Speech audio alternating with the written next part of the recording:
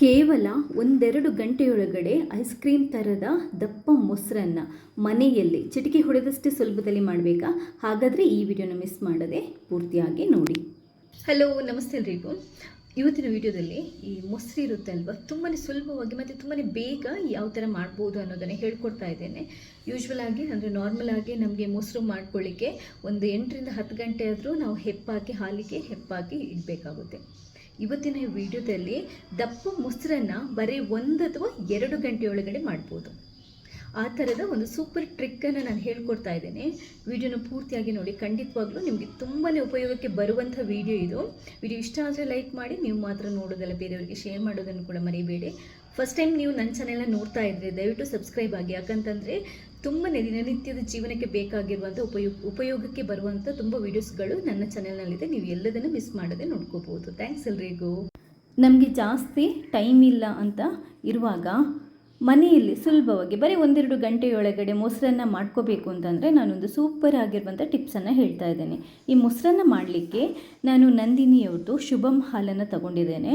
ಈ ಹಾಲು ಒಂದು ಸ್ವಲ್ಪ ದಪ್ಪ ಬರುತ್ತೆ ಮತ್ತು ಮೊಸರು ದಪ್ಪ ಚೆನ್ನಾಗಿ ಬರುತ್ತೆ. ಮೊದಲೇನು ಅಂತಂದರೆ ನಾವು ಹಾಲನ್ನು ತುಂಬಾ ಚೆನ್ನಾಗಿ ಕಾಯಿಸಬೇಕು. ಇನ್ನೊಂದು ಏನು ಅಂತಂದರೆ ನಿಮಗೆ ಮೊಸರು ದಪ್ಪಗೆ ಬೇಕು ಅಂತಂದರೆ ಒಂದು ಚೂರು ಕೂಡ ನೀರನ್ನು ಹಾಕೋಬೇಡಿ.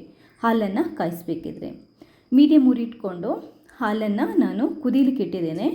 ಹಾಲು ಕುದಿಯುವಾಗ ಕೂಡ ಅಷ್ಟೇ, ನಿಮಗೆ ಕೆನೆ ದಪ್ಪ ಕಟ್ಕೋಬಾರ್ದು ಅಂತಂದರೆ ನೀವೇನು ಮಾಡಬೇಕು ಅಂತಂದರೆ ಒಂದು ಸ್ಪೂನ್ ಸಹಾಯದಿಂದ ಇದನ್ನ ನೀವು ಕದರ್ತಾ ಇರಬೇಕು, ಅಂದರೆ ಮಿಕ್ಸ್ ಮಾಡ್ತಾ ಇರಬೇಕು.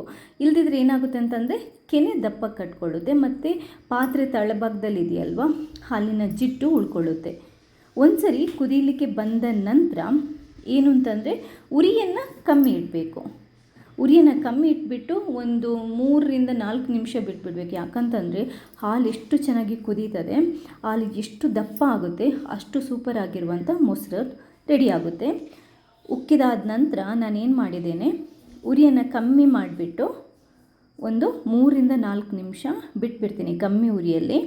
ನೀವು ಸ್ಪೂನ್ ಸಹಾಯದಿಂದ ಆವಾಗವಾಗ ಮಿಕ್ಸ್ ಮಾಡ್ತಾಯಿರಿ. ನೋಡಿ, ದಪ್ಪ ಆಗಿದೆ ಹಾಲು. ಮೊದಲೇ ಹಾಲು ದಪ್ಪ ಆಯಿತು, ನೀರು ಕೂಡ ಹಾಕಿಲ್ಲ. ಇವಾಗ ಕುದಿಸಿದಾಗ ಇನ್ನು ಹಾಲು ತುಂಬಾ ದಪ್ಪ ಆಯಿತು. ಸ್ಟವನ್ನು ಬಂದ್ ಮಾಡಿ ಹಾಲಿನ ಪಾತ್ರೆನ ಕೆಳಗಡೆ ಇಳಿಸಿದ್ದೇನೆ.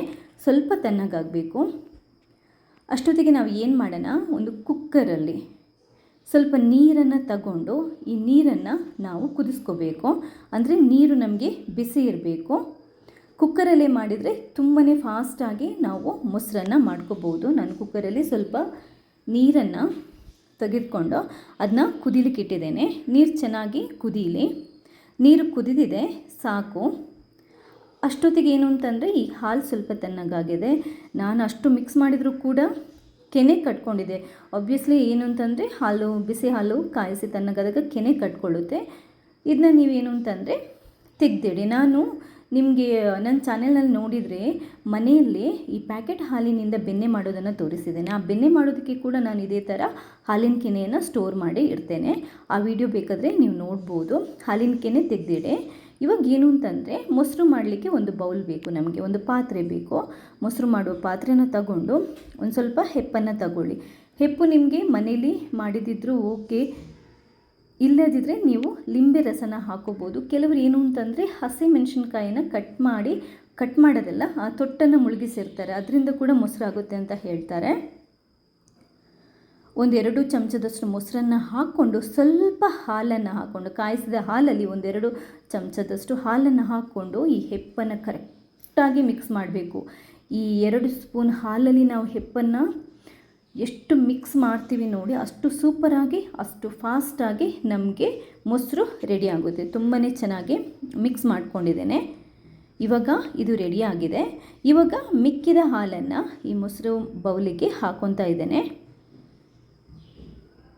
ಹಾಲು ಒಂದು ಸ್ವಲ್ಪ ಬಿಸಿ ಇರುವಾಗಲೇ ಹಾಕ್ಕೊಳ್ಳಿ. ಹಾಗಂತ ತುಂಬ ಬಿಸಿ ಇರುವಾಗ ನಾವು ಹೆಪ್ಪು ಹಾಕೋಬಾರ್ದು. ಸ್ವಲ್ಪ ಬಿಸಿ ಇರುವಾಗಲೇ ಹೆಪ್ಪನ್ನು ರೆಡಿ ಮಾಡಿಕೊಂಡು ಹಾಲನ್ನು ಹಾಕಿ ಈ ಹಾಲನ್ನು ಕೂಡ ಅಷ್ಟೇ ತುಂಬಾ ಚೆನ್ನಾಗಿ ಮಿಕ್ಸ್ ಮಾಡ್ಕೋಬೇಕು. ಆ ಹೆಪ್ಪಿನ ಅಂಶ ಹಾಲಲ್ಲಿ ಕರೆಕ್ಟಾಗಿ ಮಿಕ್ಸ್ ಆಗಬೇಕು. ಎಷ್ಟು ಪರ್ಫೆಕ್ಟಾಗಿ ಮಿಕ್ಸ್ ಆಗುತ್ತೋ ಅಷ್ಟು ಸ್ಪೀಡಾಗಿ, ಅಷ್ಟು ದಪ್ಪ, ಅಷ್ಟು ಸೂಪರ್ ಆಗಿರುವಂಥ ಮೊಸರು ರೆಡಿಯಾಗಿರುತ್ತೆ. ಈಗ ಈ ಮುಚ್ಚಳನ ಮುಚ್ಚಿಡಿ. ಅಂದರೆ ಮುಚ್ಚಳ ಇರುವಂಥ ಪಾತ್ರೆನೇ ತಗೊಳ್ಳಿ. ಯಾಕಂತಂದರೆ ನಾವು ಕುಕ್ಕರಲ್ಲಿ ಬಿಸಿ ನೀರನ್ನು ರೆಡಿ ಮಾಡಿದ್ವಲ್ವ, ಆ ನೀರಲ್ಲಿ ಈ ಮೊಸರಿನ ಬೌಲ್ ಅಥವಾ ಮೊಸರಿನ ಪಾತ್ರೆಯನ್ನು ಈ ಥರ ಮುಳುಗಿಸಿಡಬೇಕು. ನೋಡಿ, ನೀರು ಬಿಸಿ ಇರುವಾಗಲೇ ಇಡಬೇಕು. ನೀರು ಈ ಡಬ್ಬದ ಮೇಲೆ ಬರಬಾರ್ದು. ಅಂದರೆ ಮೊಸರಿನ ಡಬ್ಬ ನಾವು ಏನು ಇಟ್ಟಿದ್ವಿ ಅಥವಾ ಮೊಸರಿನ ಪಾತ್ರೆ ಏನು ಇಟ್ಟಿದ್ವಿ ಅದರ ಮೇಲೆ ಇರಬಾರ್ದು, ಅದಕ್ಕೆ ಸ್ವಲ್ಪ ಕಮ್ಮಿ ಇರಬೇಕು. ಅದಾದ ನಂತರ ಕುಕ್ಕರ್ನ ಮುಚ್ಚಳ ಮುಚ್ಚಿಟ್ಬಿಟ್ಟು ನೀವು ಅದರ ಲಿಡ್ ಇರುತ್ತಲ್ವ ಅದನ್ನೂ ಕೂಡ ಕ್ಲೋಸ್ ಮಾಡಿಟ್ಬಿಡಿ. ಇಲ್ಲದಿದ್ದರೆ ಪ್ರೆಷರ್ ಹೋಗಿಬಿಟ್ಟು ಬೇಗ ಮೊಸರಾಗಲ್ಲ. 1-2 ಗಂಟೆ ಬಿಟ್ಬಿಡಿ. ಕೆಲವೊಂದು ಸರಿ 1 ಗಂಟೆ ಒಳಗಡೆ ಆಗುತ್ತೆ. ಒಂದು ವೇಳೆ ಆಗಿಲ್ಲದಿದ್ದರೆ ಇನ್ನೂ 1 ಅವರ್ ಜಾಸ್ತಿ ಬಿಟ್ಬಿಡಿ. ಮಾತ್ರ ನೀರು ಬಿಸಿ ಇರಬೇಕು. ನೀವು ಒಂದು ವೇಳೆ ನೀರು ಸ್ವಲ್ಪ ತಣ್ಣಗಾಯಿತು ಅಂತಂದರೆ ಆ ನೀರನ್ನು ಚೇಂಜ್ ಮಾಡಿ ಮತ್ತೆ ಒಂದು ಸ್ವಲ್ಪ ಬಿಸಿನೀರು ಹಾಕಿ ಆ ಪಾತ್ರೆನ ಮುಳುಗಿಸಿಟ್ಬಿಡಿ. ನಾನು ಆಲ್ಮೋಸ್ಟು 2-3 ಗಂಟೆ ಇಟ್ಟಿದ್ದೇನೆ. ನೋಡಿ, ಸೂಪರಾಗಿ ಮೊಸರು ಬಂದಿದೆ. ನೋಡಿದ್ರೇ ನಿಮಗೆ ಗೊತ್ತಾಗುತ್ತೆ, ತುಂಬಾ ದಪ್ಪ ಬಂದಿದೆ ಕೂಡ. ನಿಮಗೆ ನಾನೀಗ ಸ್ಪೂನ್ ಹಾಕಿ ತೋರಿಸ್ತೇನೆ. ನಿಜವಾಗಿ ಹೇಳಬೇಕು ಅಂತಂದರೆ ನಾವು ಅಂಗಡಿಗಳಿಂದೆಲ್ಲ ತರ್ತೀವಲ್ವ ಐಸ್ ಕ್ರೀಮ್ ಥರದ ದಪ್ಪ ಮೊಸರು, ಅದೇ ಥರ ಆಗಿದೆ ನೋಡಿ. ಗೊತ್ತಾಗ್ತಾ ಇದೆಯಾ? ಎಷ್ಟು ಚೆನ್ನಾಗಿ, ಎಷ್ಟು ಸೂಪರಾಗಿ ಐಸ್ ಕ್ರೀಮ್ ಥರದ ದಪ್ಪ ಮೊಸರನ್ನು ಬರೀ 1-2 ಗಂಟೆ ಒಳಗಡೆ ಈ ಟಿಪ್ಸನ್ನು ಉಪಯೋಗ ಮಾಡಿಕೊಂಡು ನನ್ನ ಮನೆಯಲ್ಲೇ ಮಾಡಿದ್ದೆ ಅಂತ.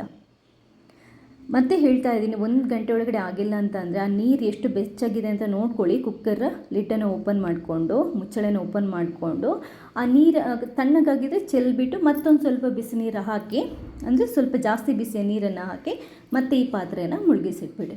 ಆವಾಗ ನಿಮ್ಗೆ ಅಟ್ಲೀಸ್ಟ್ 1-2 ಗಂಟೆ ಒಳಗಡೆ ದಪ್ಪ ಮೊಸರನ್ನು ಮನೆಯಲ್ಲೇ ಸುಲಭವಾಗಿ ಮಾಡ್ಕೋಬೋದು. ವಿಡಿಯೋ ಇಷ್ಟ ಆದರೆ ಲೈಕ್ ಮಾಡಿ, ನೀವು ಮಾತ್ರ ನೋಡೋದಲ್ಲ ಬೇರೆಯವ್ರಿಗೆ ಶೇರ್ ಮಾಡೋದನ್ನು ಕೂಡ ಮರೆಯಬೇಡಿ. ಥ್ಯಾಂಕ್ಸ್ ಎಲ್ರಿಗೂ.